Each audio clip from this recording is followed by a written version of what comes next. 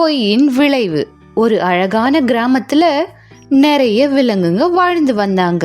அங்க ஜோஜோன்னு ஒரு நாய் கிராமத்துக்குள்ள வர்றத ஒரு பன்னிக்குட்டி பார்த்துச்சு. அது ரொம்பவே ஆர்வமா ஜோஜோ கிட்ட கேட்டுச்சு, நீதான் பெரிய கெட்ட ஓநாயான்னு.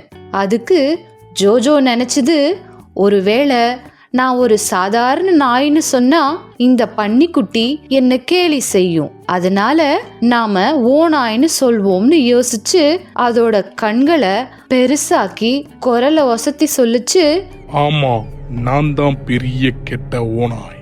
இத கேட்ட உடனே பன்னிக்குட்டி பயந்து வேகமா அங்கிருந்து ஓடிடுச்சு. கொஞ்ச நேரம் கழிச்சு ஒரு பெரிய சேவல் வந்து ஜோஜோ கிட்ட கேட்டுச்சு, நீ தான் காட்டுல இருக்க பெரிய கெட்ட ஓநாயான்னு.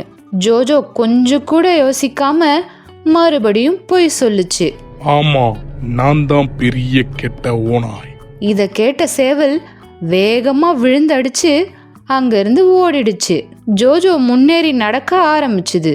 அது தூரத்துல கூட்டமா விலங்குங்க ஓடி வரத பார்த்துச்சு. அதுல நிறைய குதிரைகள், மாடுகள், பன்னிக்குட்டிங்க, அப்புறம் நிறைய கோழிகளும் இருந்துச்சுங்க. அதுங்க எல்லாம் ஜோஜோவை நோக்கி தான் ஓடி வந்துச்சுங்க. எல்லாரும் கத்திக்கிட்டே சொன்னாங்க, ஊருக்குள்ள ஒரு பெரிய கெட்ட ஓநாய் வந்திருக்கு, எல்லாரும் வாங்க அதை அடிச்சு விரட்டுவோம்னு கத்திக்கிட்டே வந்தாங்க. இத பார்த்ததும் ஜோஜோக்கு ரொம்ப பயம் வந்துடுச்சு. உடனே கத்தி சொல்லுச்சு, யாராச்சும் எனக்கு உதவி பண்ணுங்க, உதவி பண்ணுங்கன்னு கத்தி கூப்பாடு போட்டுச்சு. ஓடி வந்த விலங்குங்க எல்லாம் ஜோஜோ பக்கத்துல வந்து நின்னதும் ஜோஜோ சொல்லுச்சு, நான் ஒன்றும் நீங்க நினைக்கிற மாதிரி பெரிய கெட்ட ஓநாயெல்லாம் இல்லை, நான் ஒரு சாதாரண நாய்க்குட்டி தான்னு சொல்லுச்சு. அப்புறம் நீ ஏன் ஒரு பெரிய கெட்ட ஓநாய்னு பன்னிக்குட்டி கிட்டையும் சேவல் கிட்டையும் சொன்னேன்னு குதிரைகள் கேட்டாங்க.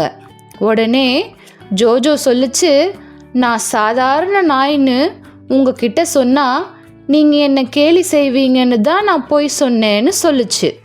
இனிமே நான் எப்பவும் யாருக்கிட்டையும் போய் சொல்ல மாட்டேன்னு அது மற்ற விலங்குகிட்டையும் சொல்லுச்சு.